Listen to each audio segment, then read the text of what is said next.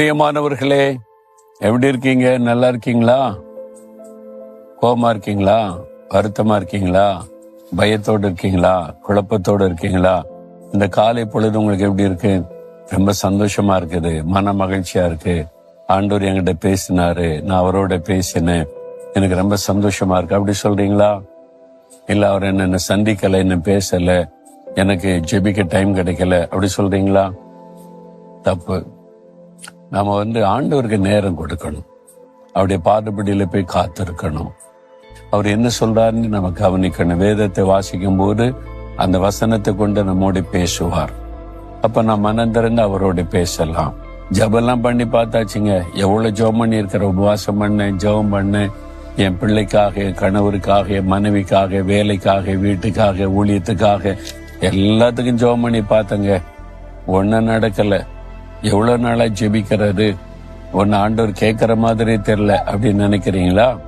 ஒரு பக்தன் என்ன சொல்றாரு பாருங்க. 40ஆம் சங்கீதம் 1ஆம் வசனத்துல, கர்த்தருக்காக பொறுமையுடன் காத்திருந்தேன், அவர் என்னிடமாய் சாய்ந்து என் கூப்பிடுதலை கேட்டார். நான் ஆண்டவரை கூப்பிடுறேன், எனக்கு உதவி செய்யும், எனக்கு ஒரு அற்புதம் செய்யும், இந்த காரியத்துல விடுதலை தாரும், சுகம் தாரும், இந்த நிந்தைய மாற்றம், இந்த காரியத்தை வாய்க்க பண்ணி கர்த்தரனை கூப்பிடுறேன். பதிலே தராத மாதிரி இருக்குது. ஆனா நான் வீட்டில் காத்திருந்தேன், கர்த்தருக்காக பொறுமையுடன் காத்திருந்தேன், அவர் என் கூப்பிடுதலை கேட்டார். அதான் அனுபவம். ஆரம்பத்தில் அவருக்கு எப்படி இருந்திருக்கு? காத்திருக்கும் போது அவர் தாவீது தான் சொல்றார், காத்திருக்கிறார்ல, ஆண்டவர் பதில் தர மாட்டேங்கிறார். ஜெபிச்சுக்கிட்டே இருக்கிறாரு, பதில் வரல. ஜெபிச்சுக்கிட்டே இருக்காரு, பதில் வரல.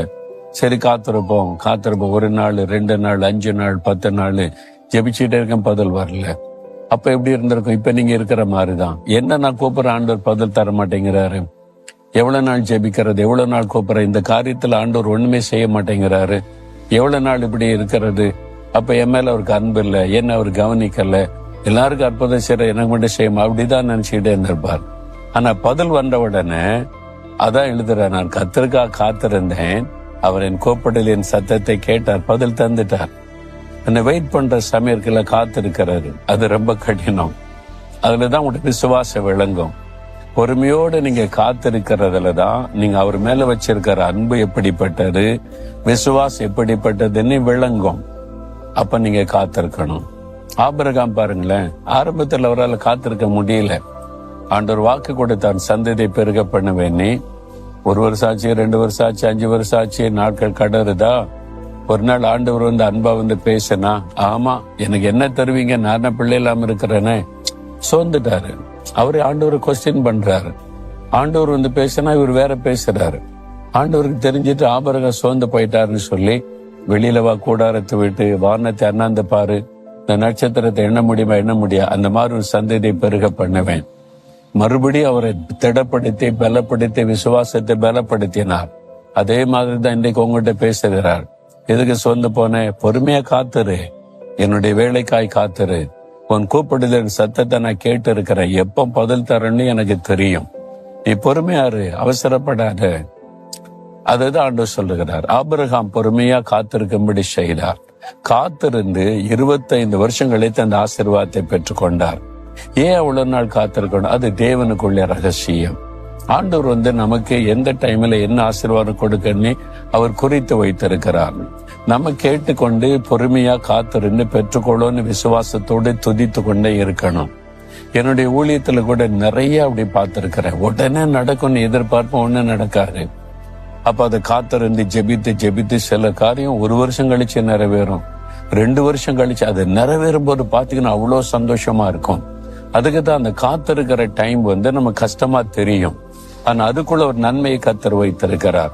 வேலைக்காக, உங்களுடைய குடும்ப ரட்சிப்புக்காக, பிசினஸுக்காக, ஒரு வீடு வாங்குவதற்காக, அல்லது உங்களுடைய ஊழிய காரியத்துக்காக நீங்க வாக்கு கொடுத்துட்டார், நிறைவேற மாட்டேங்கன்னு காத்திருக்கீங்களா?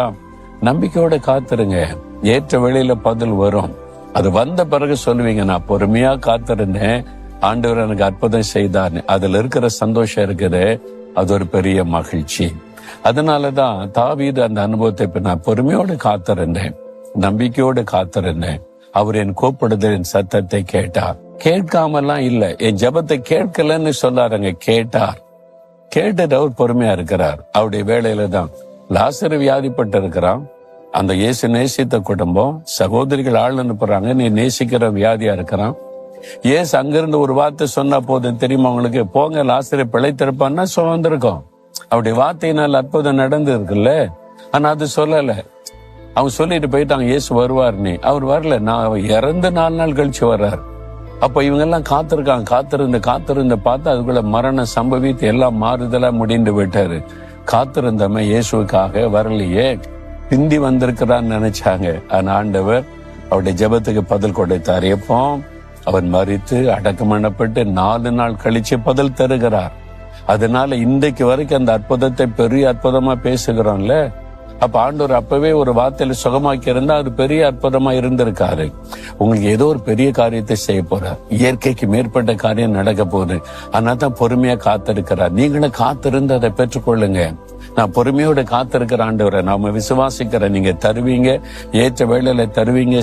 இன்றைக்கே தரலாம், நாளைக்கு நடக்கலாம், அடுத்த வாரம் தரலாம், யாருக்கு தெரியும் அவருடைய வேலை. நீங்க சொல்லுங்க, நான் பொறுமையா காத்திருப்பேன், பெற்றுக்கொள்ள வரைக்கும் காத்திருப்பேன் ஆண்டவரே. நீங்க என் தகப்பன், எனக்கு எது பெஸ்ட்ன்னு தெரியும் அப்படின்னு பொறுமையா காத்திருக்கிறீங்களா? சொல்லுங்க, ஆண்டவரே நான் பொறுமையோடு காத்திருப்பேன். ஒரு நாளும் முறுமுறுக்க மாட்டேன், குறை சொல்ல மாட்டேன், அவசரப்பட மாட்டேன். நான் உம்மிடத்துல வேண்டுதல் பண்ணி இருக்கிறேன்.